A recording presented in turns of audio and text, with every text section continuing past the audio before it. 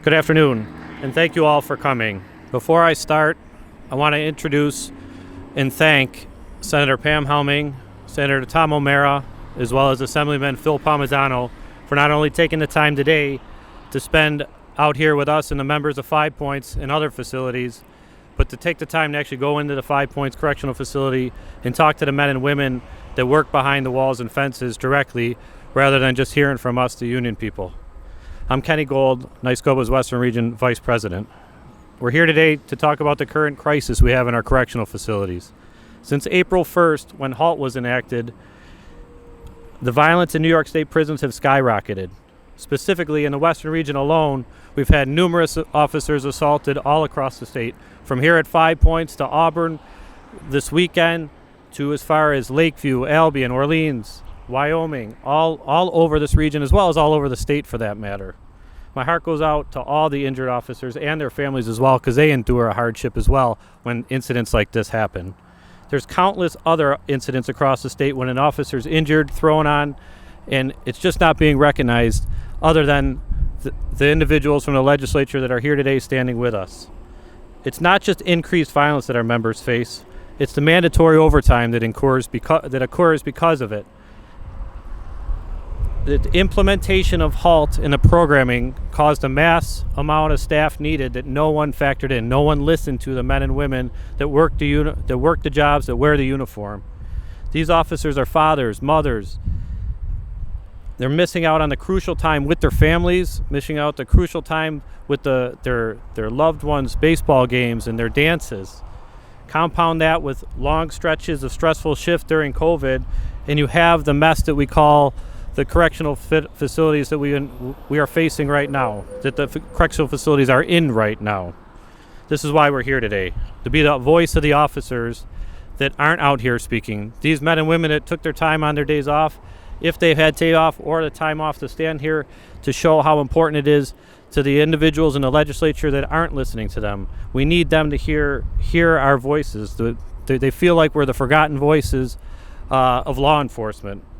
We're thankful for our partners like Pam, Tom, and Phil to be here today and show our members that they're not here, that they're not alone in this fight against HALT. So that being said, I want to introduce Senator Helming.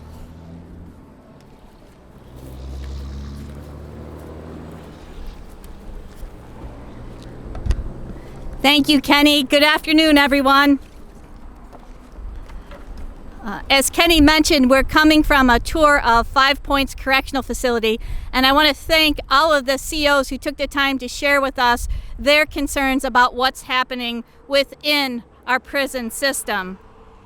I have always felt that as legislators, our primary duty is to protect our citizens, all of our citizens, every single one of them, from violence. It is our responsibility to ensure that law and order exist.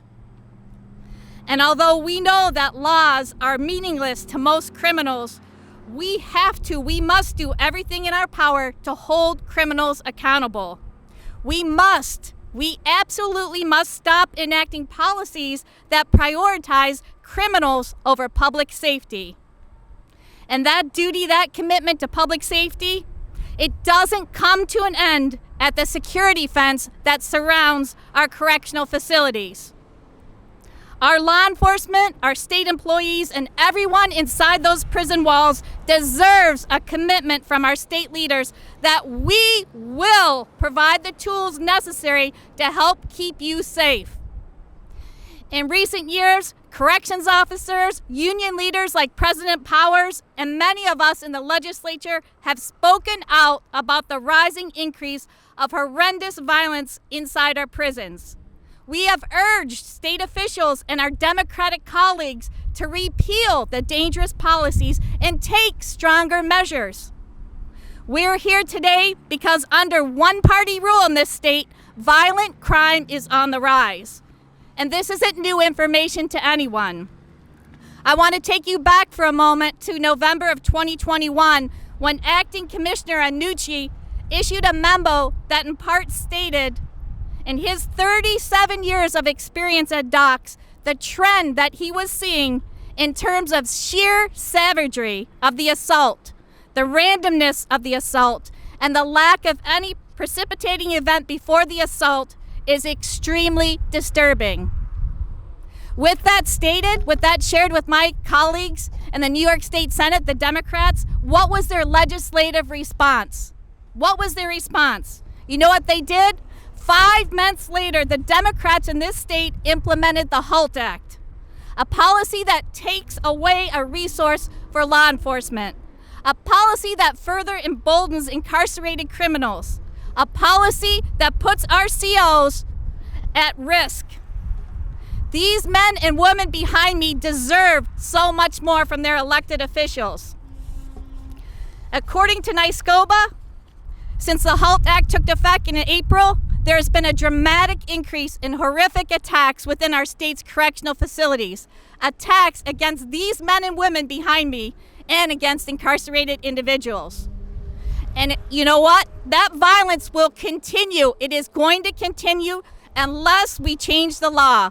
We absolutely must repeal the HALT Act. I agree with what I heard Kenny Gould say after some recent attacks.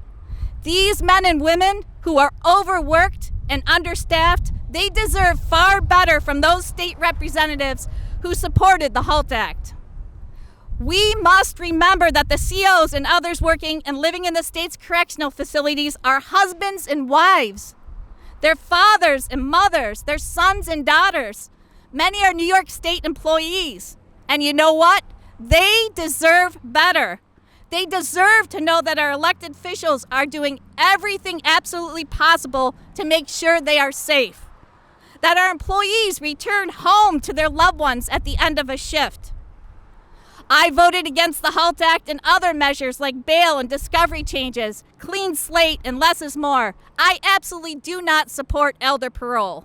These laws, combined with the staffing shortages, the insufficient funding, the closure of more facilities, all of this has created the dangerous environment that these men and women are being asked to work in. Now, I believe in second chances. I believe in rehabilitation. But I also believe in consequences. Criminals must be held accountable. Public safety must come first. We must restore common sense to our criminal justice laws. I want to thank all of the COs and everyone who works at our correctional facilities. You deserve better, and you need to know that there are people like Senator Tom O'Mara, Assemblyman Phil Palmisano, myself, who will continue to speak out in Albany and here at home. We will be pushing that more lawmakers do their jobs and enact the change we need. Thank you very much.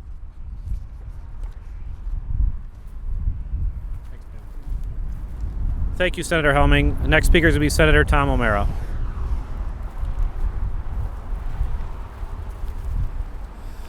Thank you, Kenny. It's an honor to be here today to stand with the men and women of NYSCOPBA, the men and women of our New York State Department of Corrections. This state is headed in the wrong direction in so many ways. We're here today to talk about a particular issue with repealing the HALT legislation. But the actions of the legislative majorities in this state and the governors in this state in coddling criminals over the past decade with no bail, with raise the age, and not treating violent youthful offenders as adults, the lessening of parole requirements, and virtually the complete elimination of a disciplinary process within our prison system. The men and women in the front ranks of the correction officers risk their lives every day, and not just 5 days a week. They're being forced to work double shifts, to work regular days off without any notice.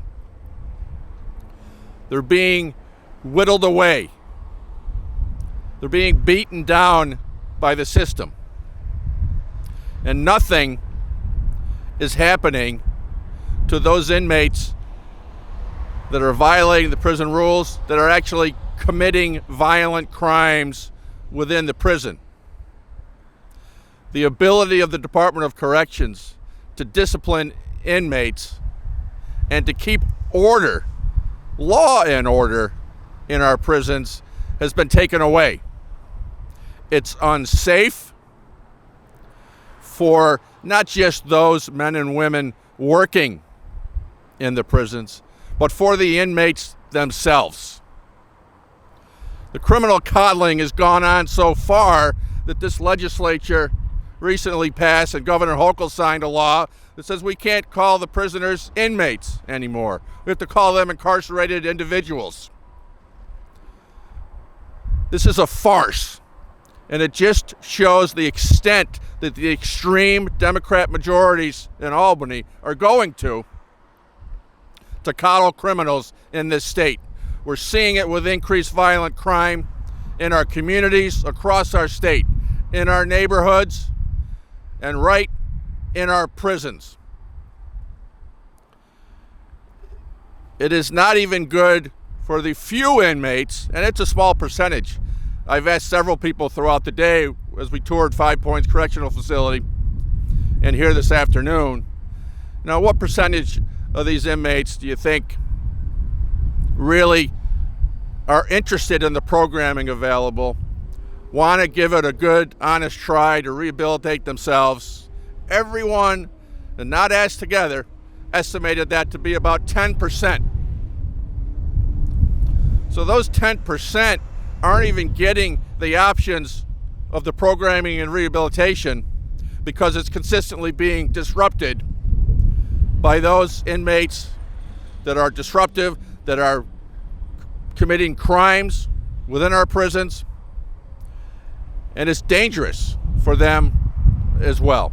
We need to turn the tide in this state and go back to treating criminals as criminals with just sanctions, just punishments, and most of all, for these men and women here, the ability for the prison system to discipline the inmates that are committing violent crimes in our prisons and many other lower level crimes as well that must go punished. There must be a rule of law within our prisons, and that will lead to safety in our prisons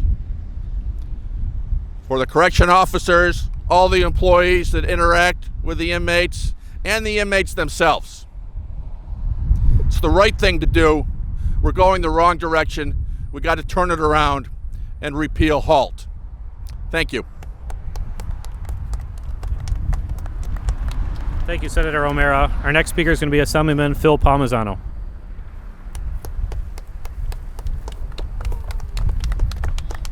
Repeal HALT.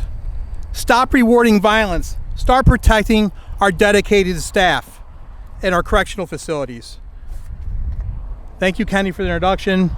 President Powers, all of you behind us, thank you for what you do for us in our communities each and every day. I know this administration, and you're not getting the support from those that you should be getting support from, but know that we are very grateful for what you do for us each and every day, working a very dangerous job, saying goodbye to your family, not knowing what's going to happen. Thank you, everyone, for what you do for us.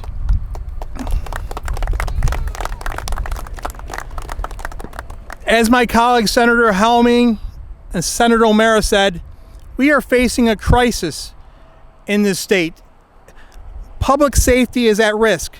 We see the statistics of the crime on the streets, the rising violence going on in our communities, neighborhoods like Rochester and across the state.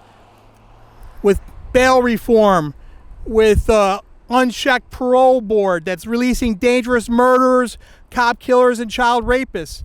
With raise the age, the policies that keep being adopted by this administration and the progressive socialist democratic majority in the state legislature is concerning and is having an impact on our families, on our communities.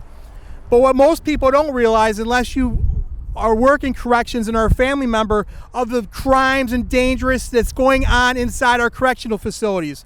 Most people drive by a correctional facility and are thankful that the bad guys are behind bars. But what they don't know is the brave men and women who walk into those facilities each and every day, risk their lives, are in great danger, and it's increased dramatically over the years. Back 5 and 6 years ago, inmate on staff assaults was about 759 a year, way too many. Last year and in 2021, we were at 1,110. I said over a 50% increase. The same happens with inmate on inmate assaults. But here we are, not even through the end of August, 848 assaults have happened, inmate on staff assaults. And inmate on inmate assaults are 883.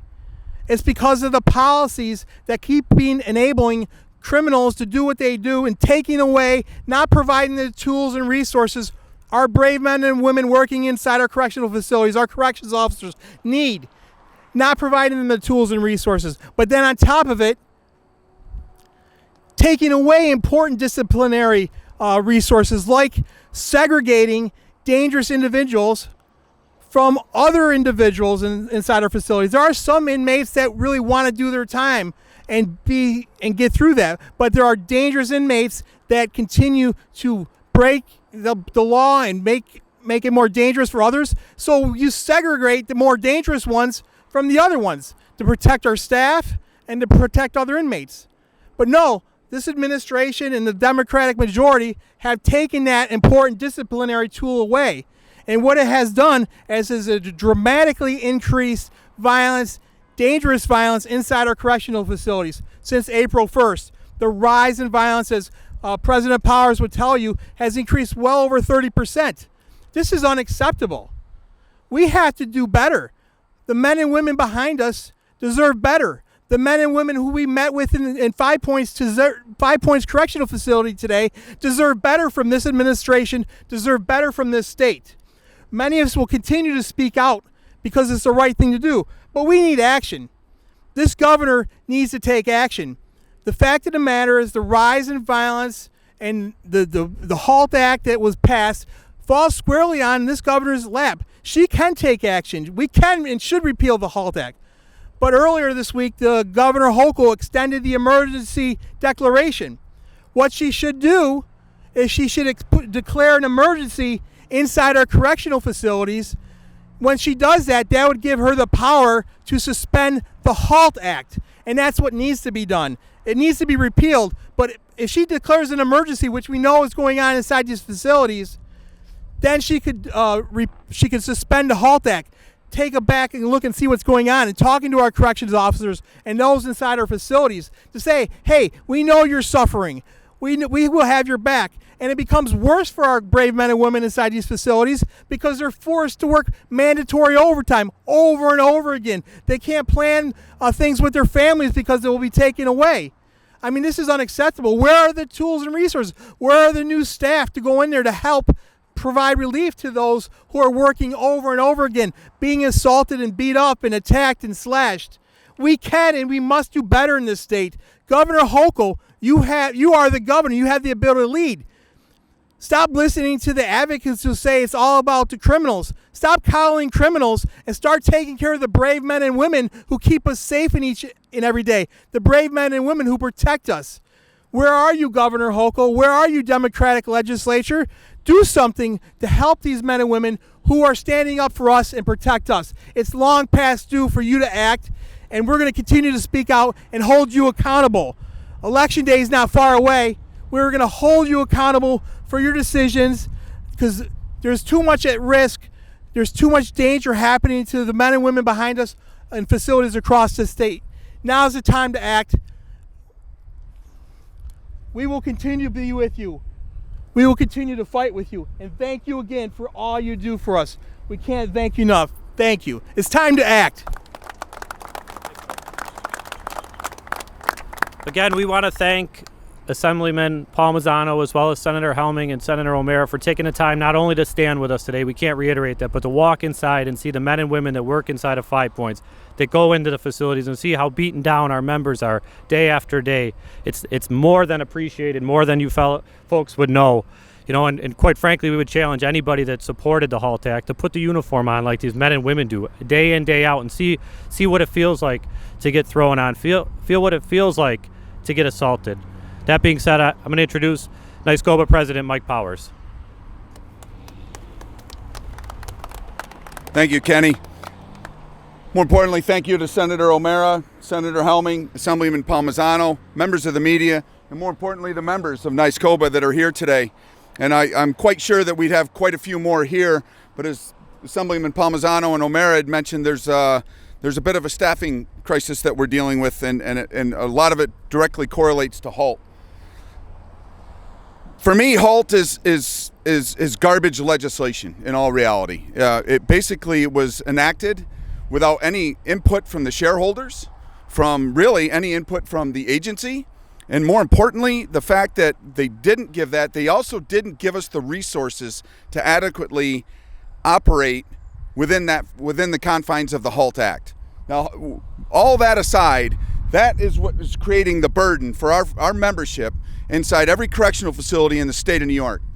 Every one of them. And I ask members that are here today to raise your hands to show how many times you've been involuntarily stuck or mandated at the job, losing quality time from your family while they're understaffed and overworked. How many? Show of hands. That's one facility. Multiply that by 44. And that's just a small gathering that we have here today, because many of them couldn't make it because they're actually holding down the operations within our facilities. HALT has brought more than just a staffing issue for us. It's a very violent atmosphere.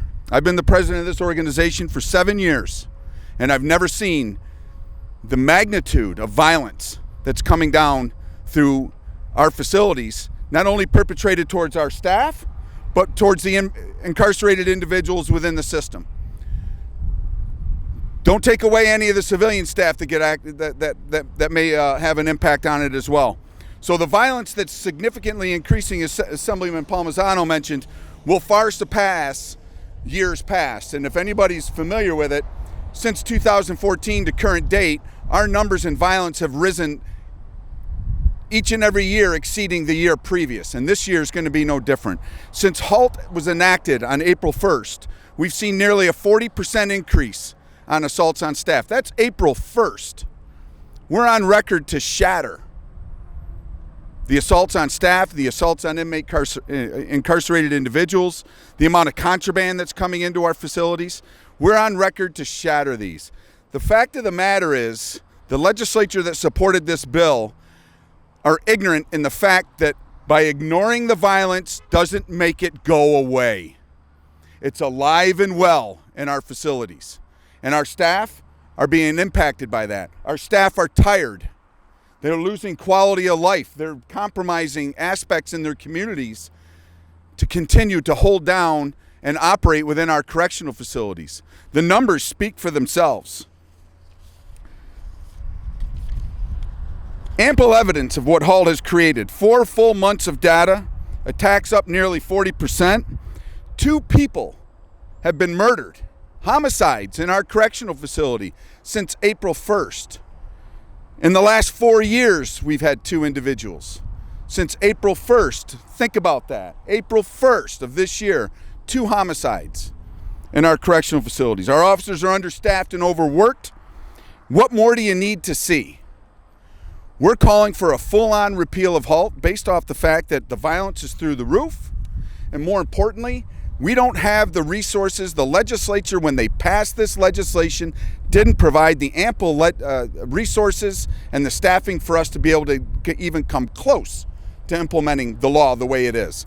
And quite frankly, we would be having the issues with that whether we had the resources or not. Those are the realities of the HALT bill. These are the realities of what's impacting our staff on a day-to-day basis, 24/7, 365 days a year. And with that, we'll take any questions.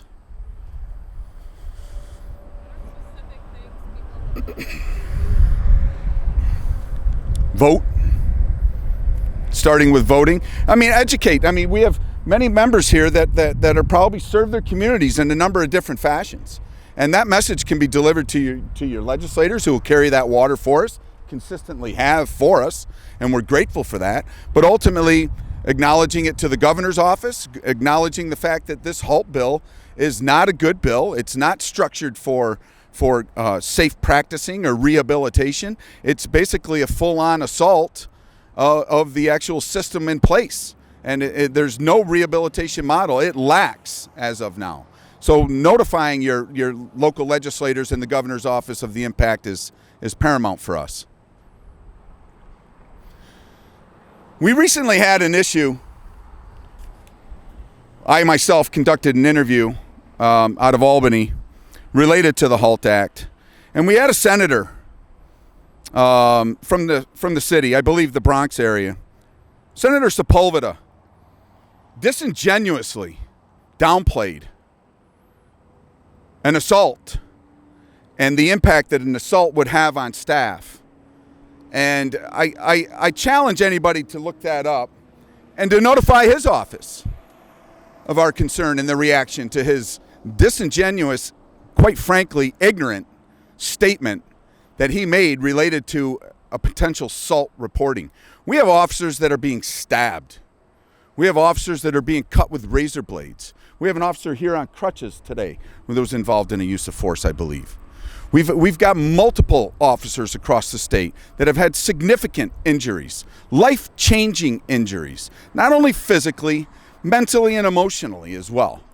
Scars that aren't going to go away. This is the reality.